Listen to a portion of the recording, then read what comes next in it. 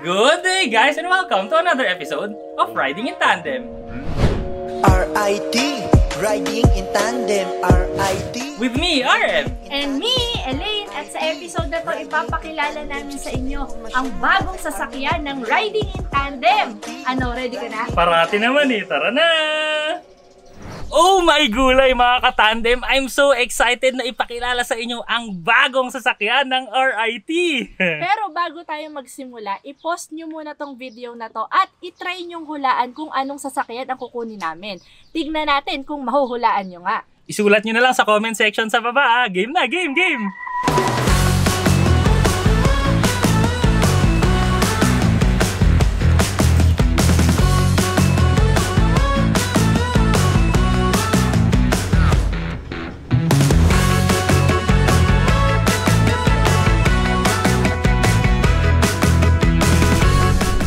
Habang nasa biyahe tayo, pag-usapan muna natin bakit nga ba itong sasakyan na to yung pinili namin. Imagine niyo mga katandem sobrang dami naming sasakyan na sinusubukan, pero sa sobrang daming sasakyan na yon, bakit ito yung napili namin? Unang-unang tanong dyan, saan ba namin siya gagamitin? Well, mostly sa kalsada namin siya gagamitin. Hindi namin siya i-off-road at malamang sa city driving namin siya gagamitin araw-araw. Mostly, ang kailangan naman namin is pang-work, pang-errands, pamalengke, panghatid ng bata sa school. And kung kailangan naman namin ng pangmalayuan or kailangan namin ng maraming isasakay sa sasakyan, nandyan pa rin naman yung iba naming sasakyan na magagamit pa rin naman namin. Malamang dito pa lang sa number 1, nakuha nyo na kung bakit. Sino nga ba ang gagamit? Sinong sasakay? So most probably, ako lang mag-isa talaga gagamit nito. Or si Elaine lang mag-isa yung gagamit. Mostly, dalawa lang talaga yung sasakay siguro dito. Pwedeng kaming dalawa or kunwari ako, susunduin ko si Cass. So dalawa pa rin kami. Pero just in case, meron pa rin dapat na dalawang extra seats. Just in case na kailangan gamitin. Baka nahuhulaan na nila kung ano kaagad to Ano ba ang hanap namin sa sasakyan? Number 1 priority namin dyan, dapat matipid. Napaka-practical na sagot. Pero siguro ngayon, nag-iisip na kayo kung ano nga ba yung sasakyan na kukuhanin namin. Meron nga bang sports car na matipid? Abay, meron! Pero syempre, ang gusto ko yung maganda, yung masarap titigan, yung mapapasmile ka pag nakita mo. Parang yung RIT, gusto ko good vibes lang. Gusto ko rin pagbibili ng sasakyan, yung mga pagbibilan ko, yung kilala ko, yung madaling kausap, tsaka mabilis umaksyon. Tsaka isa pa, gusto ko yung mga mararaming mga branches. Kumbaga dapat yung may mga branch sa malapit sa'yo, gaya nga ng, oops, hindi muna, baka madulas. O ano mga katandem, wag na natin patagalin to, tara na!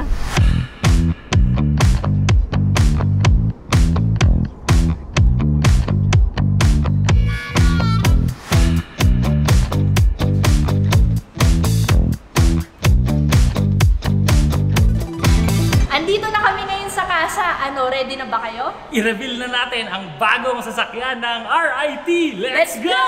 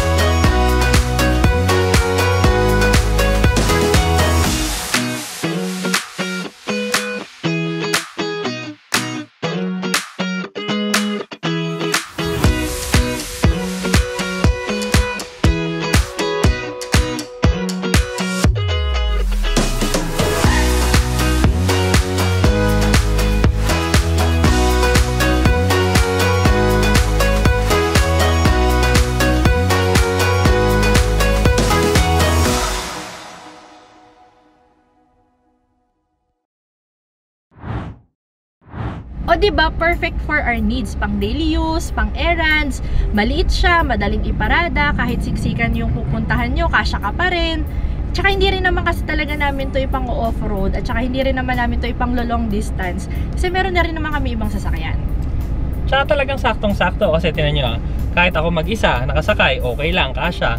Kahit dalawa kami, okay lang. Or pagka solo si Mrs., kunwari mag-grocery siya, itupi niya lang yung dalawang upuan sa likod, sobrang luwag na. As in yung 1 week groceries worth, maluwag pa doon sigurado.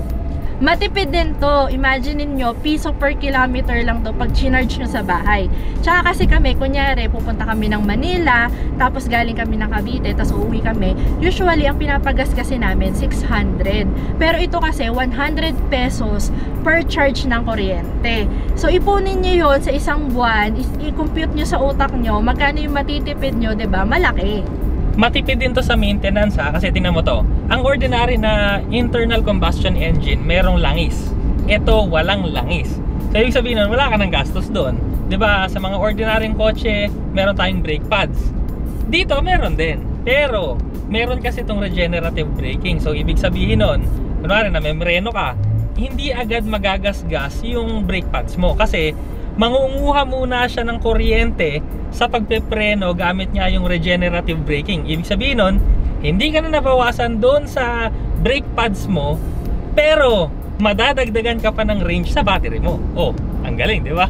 Yung looks din ito, no, nakaka-in-love. Kasi super cute naman talaga siya. Plus yung mga colors kasi puro mga pastel colors. So ang gaan sa mata, ang lamig sa mata. Plus, pag tiningnan nyo kasi siya, yung headlights niya at saka yung taillights niya, may smiley. So parang nakasmile sa'yo. Kaya nga kami, nung pagdala namin itong sasakyan nito, lahat ng mga tao nakatingin. Napapasmile sila kasi cute na cute sila. So parang RIT lang, spreading good vibes. Napakadali rin kausapin ng mga dealers ng Jetour, tsaka mga batikan kasi to, no? Usually yung may mahawak ng Jetour kasi multi-brands yung hawak nila. So, batikan na talaga sila, alam na nila yung ginagawa nila, marunong makipag-usap, madaling kausapin. Kung meron kang kailangan sa kanila, no, madali ring hagilapin. So, maganda para sa akin, ha. Gusto ko rin talaga ma-experience ng long term itong electric vehicle kasi syempre new technology. Tapos ito rin kasi talaga yung una naming EV. So maganda kung meron tayong long term experience ito. So meron kami dapat na 1 year experience, 2 years, 3 years. And take note ha, 3 years nga pala yung warranty nitong Jetour ice cream. Yung battery warranty naman niya 8 years. Pero ang sabi nila aabot daw ng 10 years. So yan yung titingnan natin kung aabot siya ng 10 years. Aabot daw ng lampas 10 years pa. Wow! Nilinaw ko lang. So susubukan nga natin yan. Magkakaalaman. Ang haba pala nitong review na to. Imagine mo 10 years. 10 years 10 review. years in the making. Ang dami nyo na rin sigurong mga nakikitang picture ng Jetour ice cream, no? Tsaka syempre sa kalsada, pag nakikita nyo, mapapatiting talaga kayo.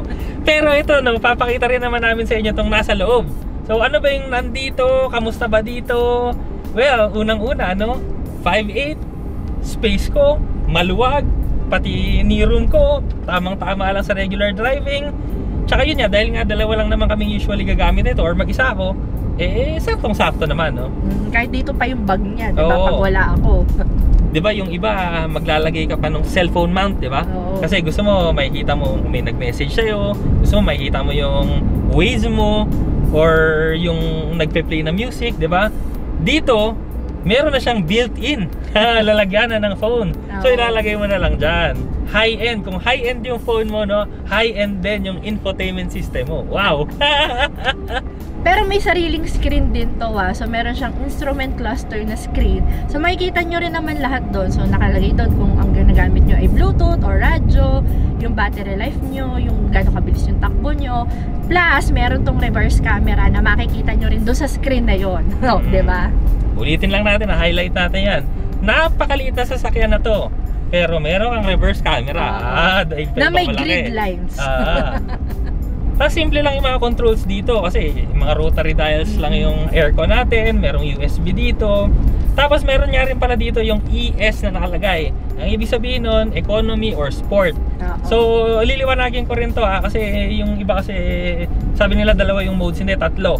Actually meron siyang Eco, meron siyang Sport, saka meron siyang Eco Plus. Yung Eco Plus, ang ibig sabihin nun, pipindutin mo lang ng matagal yung ES button. At tas ang mangyayari sa pedal mo, magiging one pedal driving ka.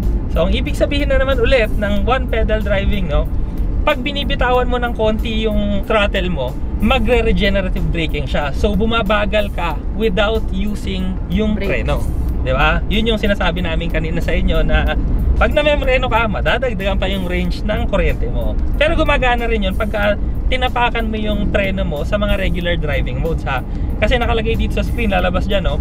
Ngayon, 4 kilowatt, 5 kilowatt, 6 kilowatt, yun yung ginagastos nating energy pag umaandar tayo ng diretso. Pero pag binitawan mo yung gas, minsan nagiging yan, negative 4, negative 3. So, yun, ibig sabihin nun, nadadagdagan ng charge yung battery mo. O, diba? Galing. Magic! Hindi, Jetour ice cream lang yan. Sa baba naman nun, wala siyang glove compartment, pero meron siyang dalawang maliit na compartment. Yung isa, yung may parang net. So, ang maganda kasi dito, madali mong masushoot yung mga gamit mo. Tapos dito pa sa bandang gilid niya, meron pang sabitan. So kung kunyari mamamalingki kayo, or yung bag mo, or meron kang bit-bit na plastic, so isabit mo lang siya doon. Diba, pag may kasama ka, pwede mo ibigay yung pinamili mo. Dito, kahit wala kang kasama, may sasabitan ka ng pinamili mo. Di tatapon yung sabaw. Oo, di ba? Meron din tong dalawang seat sa likod Kasya naman ako dyan, no? Tinesting ko naman. Pero syempre, hindi siya ganun kaluwag. Pero, ito talaga yung pinakamaluwag na space dito sa unahan. Pero just in case, at least meron kang plus 2 sa likod kung talagang kailangan. Yung manibela rin nito, madali lang siyang intindihin. So, dun sa left side, nandun yung mga modes niya. Tapos, nandun na rin kung gusto mo kunyari gamitin yung Bluetooth o kaya kung gusto mo gamitin yung radyo, dun mo lang siya pipindutin. Sa right side naman, nandun yung sa volume. Tapos, pag nakakonekta ka na kasi sa Bluetooth, nandun na rin yung pang-receive at saka pang-end ng call. So, pwede mo na rin siya pindutin sa mismong manibela na lang. At saka, hindi lang to basta-basta manibela ha. Kasi flat bottom, di ba? Mas maluwag talaga dito sa mga hita. Yabang. Yung mga controls din ito, kagaya ng sa bintana or yung mga panglock ng pintuan, para mas maluwag kasi dito sa hita natin, no? Dito nila nilagay sa bandang gitna. So, yung lock ng pintuan nasa dashboard, tapos yung mga controls naman ng bintana nandito sa center console. Yung shifter din ito, rotary. So, reverse, neutral, tsaka drive. Tapos, naka-handbrake siya na manual. Ang tanong, iba-iba kasi talaga ang mga tao, no? Iba-iba yung hinahanap sa sasakyan. Pero kami kasi dito sapul na sapul, as in bullseye. Kaya ang tanong ko lang ulit, no? Kayo, tinamaan din ba kayo? Bullseye ba? Ito ba yung pangangailangan nyo? Kasi kung tinamaan kayo, tama na rin siguro ang check nyo. Tamang desisyon na rin siguro. Tamang desisyon, ilabas mo na ang check mo. See you na lang sa pinakamalapit na Jetour sa inyo. At pare-pareho na tayong makakatipid at madadalian magmaneho. Maraming salamat po sa panonood. Sana nag-enjoy po kayo at may natutunan kayo sa video namin. Abangan nyo muna ha. Meron tayong gagawing series nitong Jetour ice cream para kakalikutin namin lahat ng bago dito sa electric vehicle. Kasuluk-sulukan. Oo, para malaman nyo rin kung ano nga ba, ano ba ang maintenance nito? Kaya ba nitong umakyat ng pataas? Ano ba? Kaya ba nito? Saan ba ito kayang pumunta? Alamin natin yan sa ating Jetour ice cream series. Kita-kita na lang tayo doon. Next video na!